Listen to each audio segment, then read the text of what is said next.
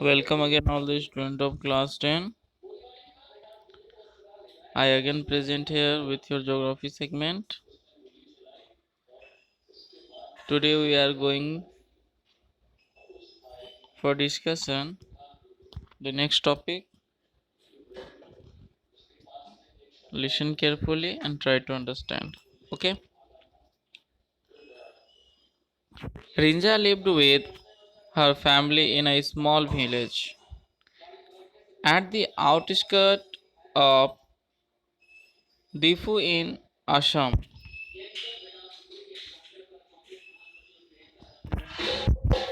She enjoyed watching her family members clearing, slashing, burning a patch of land for cultivation. देखिए, रिंजा जो है वो अपने फैमिली के साथ एक छोटे से गांव में असम के सुदूर जंगली इलाके वाले भाग में रहती थी। वह अपने फैमिली मेंबर के द्वारा किए गए जंगलों को साफ करके उसमें आग लगाना, ठीक है, पार्टिकुलरली किसी जंगली इलाका को, बुशेस वाले इलाका को क्या करते थे, उनके फैमिली मेम्बर साफ करते थे और उस पर एग्रीकल्चर करते थे।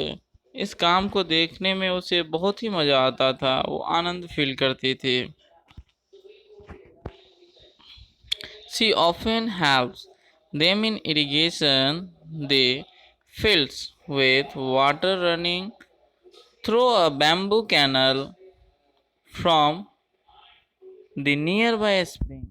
और वो अपने फैमिली मेम्बर्स की मदद भी करती थी उस फील्ड को इरिगेशन करने के लिए, है ना। और उस फील्ड को इरिगेशन करने के लिए वाटर कहाँ से और किस मीडियम से आता था, तो बम्बू कैनल के द्वारा आता था, बम्बू के माध्यम से पास के किसी झील से। ठीक है, पहाड़ी इलाका में बच्चों आज भी अगर आप जाइएगा देखिएगा तो बम्बू कैनल या फिर बनाना कैनल आपको देखने को मिलेगा। मतलब हुआ कि छोटी छोटी जो झील है जहाँ पे कम पानी बहती है, वहाँ से बांस के द्वारा आपस में बांस पे बांस कनेक्ट करके, जस्ट लाइक पाइप के जैसा करके उस वाटर को एक पार्टिकुलर रीजन तक पहुंचाया जाता है, इसीलिए इसे बैम्बू कैनल के द्वारा कहा गया है। ठीक है। She leaves the surrounding and want to stay here as long as she can. But this little girl has no idea about the declining fertility of the soil and her family's search for fresh a patch of land in the next season। लेकिन उस छोटी सी बच्ची को इस बात का ज्ञान नहीं था कि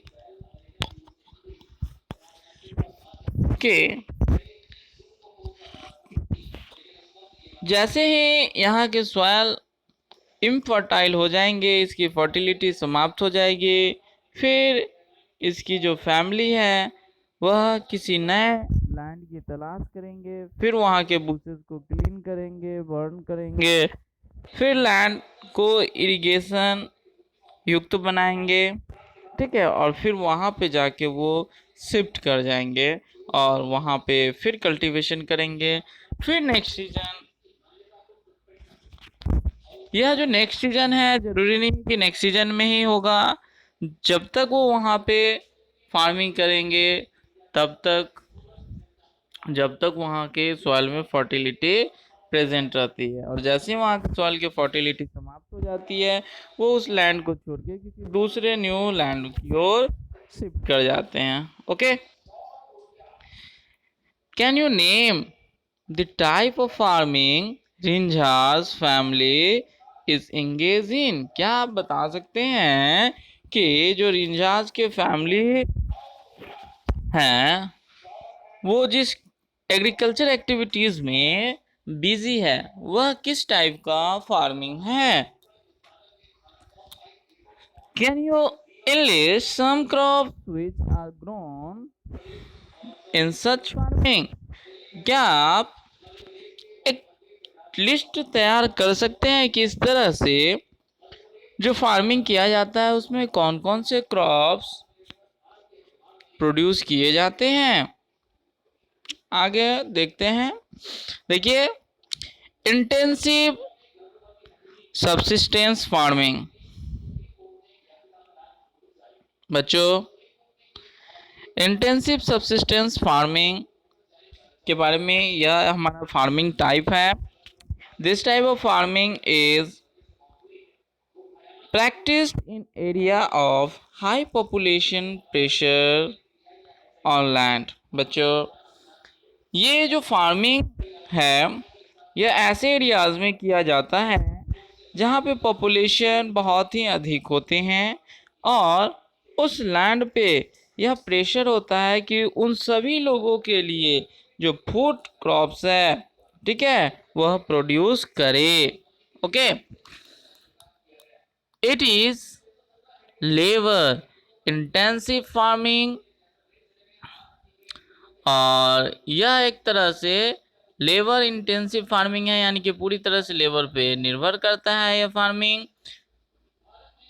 where high doses of biochemical inputs and irrigation are use for obtaining higher production. और इस तरह के फार्मिंग में हाई लेवल पे बायोकेमिकल फर्टिलाइजर्स का यूज किया जाता है, पेस्टिसाइड का यूज किया जाता है, ताकि अत्यधिक प्रोडक्शन हो सके क्रॉप्स का और वहाँ का जो हाई पॉपुलेशन है उन सभी को भोजन मिल सके। Okay, can you name some of the states of India where such farming is practiced? बच्चों, क्या आप कुछ ऐसे स्टेट्स के नाम बता सकते हैं भारत के, इंडिया के, जहां पे इस तरह के फार्मिंग प्रैक्टिस में है, आज भी किए जाते हैं?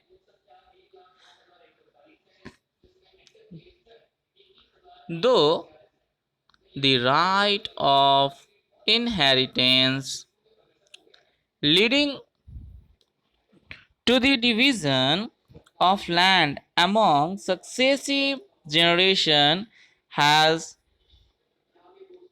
rendered land holding size uneconomical of the farming continue to take maximum output from the limited land in the absence the alternative sources of livelihood. Thus, there is increased pressure on agricultural land। बच्चों, जो अभी हमने intensive subsistence farming के बारे में जाना है, इस तरह की जो फार्मिंग है ये हाई पॉपुलेशन रीजन में किया जाता है।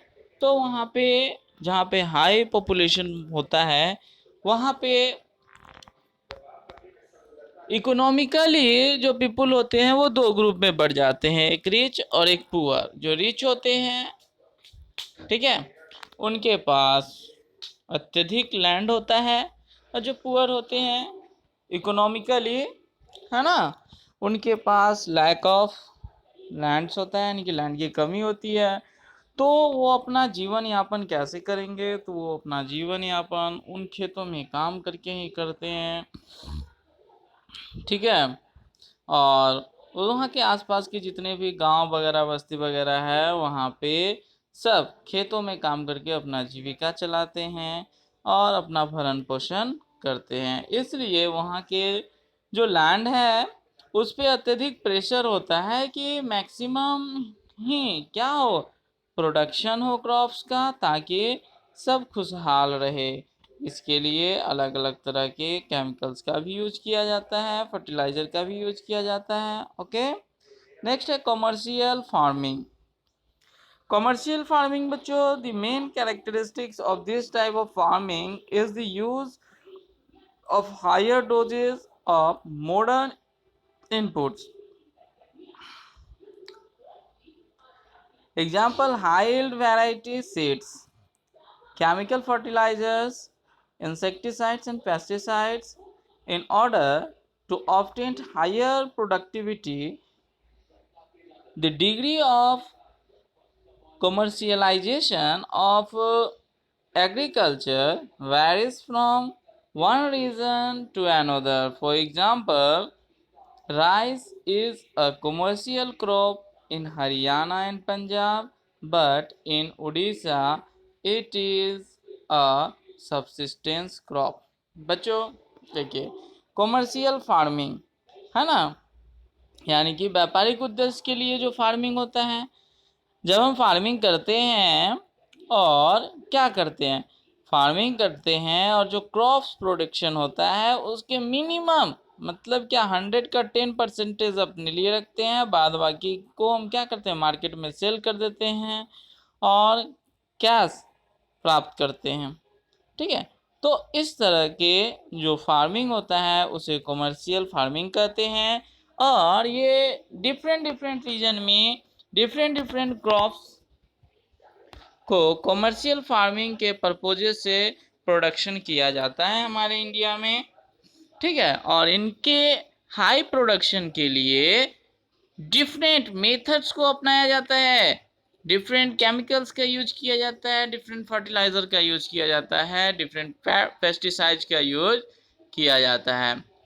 ठीक, ताकि अधिक से अधिक क्या हो, प्रोडक्शन हो। ओके, अब बच्चों यहाँ देखिए एक एग्जाम्पल के रूप में दिया गया है, जैसे कि अभी मैंने बताया कि अलग अलग रीजन में कॉमर्शियल जो क्रॉप्स होते हैं वो अलग अलग होते हैं, तो उसी का एक एग्जाम्पल है। जैसे कि राइस आप देख लो कि हरियाणा और पंजाब में इतना ज़्यादा प्रोडक्शन होता है कि उनके लिए उसका 10% ही काफ़ी होता है लगभग। ठीक है, और बाद बाकी को वो क्या करते हैं, मार्केट में सेल कर देते हैं। जो ऐसे रीजन तक पहुंचाया जाता है जहां पे राइस प्रोडक्शन नहीं होती है और वो लोग राइस को पसंद करते हैं। ठीक है, इसीलिए इसका कमर्शियलाइजेशन हुआ।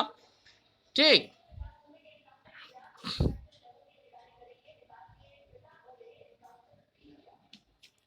बट उड़ीसा, लेकिन उड़ीसा में ऐसा नहीं है।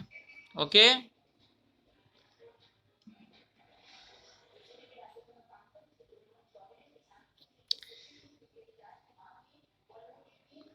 यहाँ क्वेश्चन पूछ रहा है, can you give some more example of crops which may be commercial in one region and may provide subsistence in another region। देखो बच्चों, आप कुछ और ऐसे क्रॉप्स का एग्जांपल बता सकते हैं जो किसी वन रीजन में कॉमर्शियल है और किसी दूसरे रीजन के लिए सब्सिस्टेंस है। तो हम यहाँ पैराग्राफ में देखेंगे,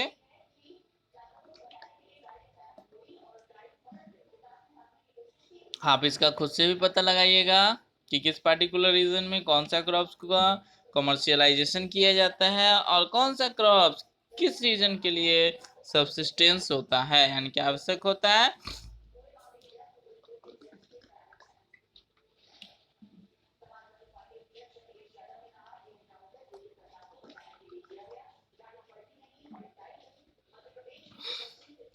Plantation is also a type of commercial farming. In this type of farming, a single crop is grown on a large area। देखिए बच्चों, प्लांटेशन जो होता है ना वो सिंगल टाइप ऑफ प्लांट का किया जाता है और लार्ज एरिया में किया जाता है। ठीक है,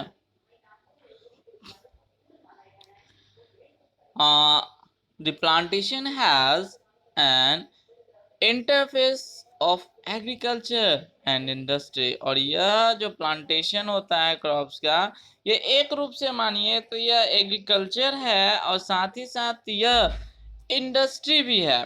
क्यों? क्योंकि एग्रीकल्चर प्रोसेस के द्वारा ही हम इससे क्या करते हैं, जो भी इसका प्रोडक्शन होता है क्रॉप्स का, ठीक है, उसे प्रोड्यूस किया जाता है, लेकिन उसका इंडस्ट्रियलाइजेशन किया जाता है, यानी कि इंडस्ट्री यूज किया जाता है, इसीलिए इंडस्ट्री भी इसे कहा गया है।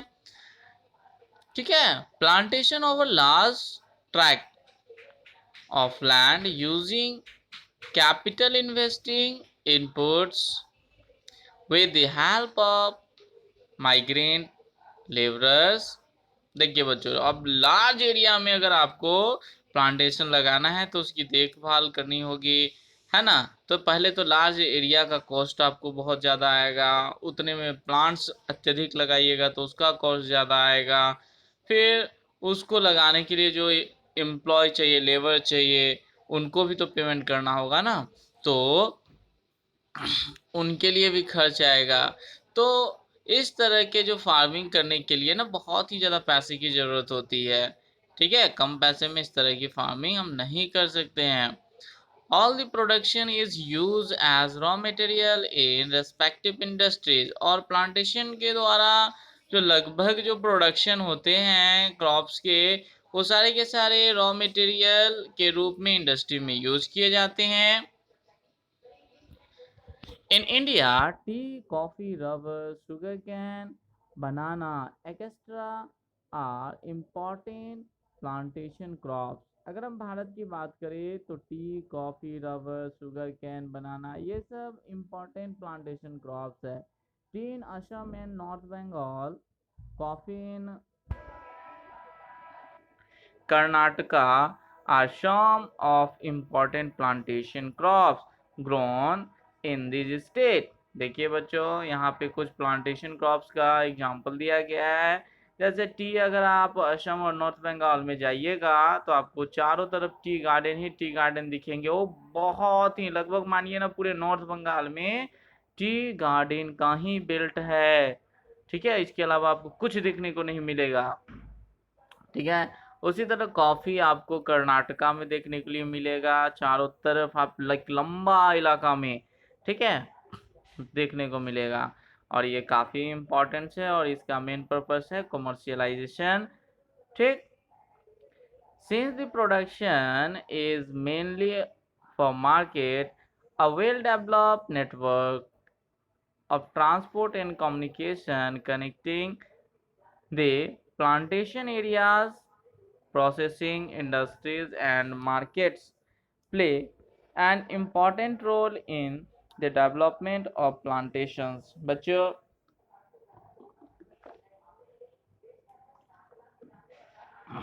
यहाँ पे जो बात हुआ है, देखिए, अगर हम लार्ज एरिया में क्या कर रहे हैं,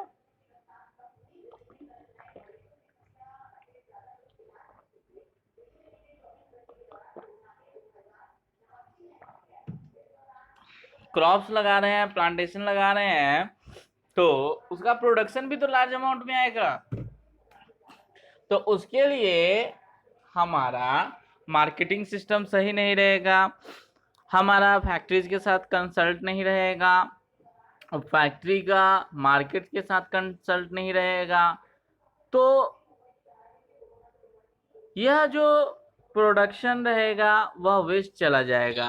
ठीक है, इसीलिए यहाँ पे लोग बहुत ही एक्टिव होते हैं और मार्केट से कम्युनिकेशन, साथ ही साथ उस गार्डन, उस एरिया, उस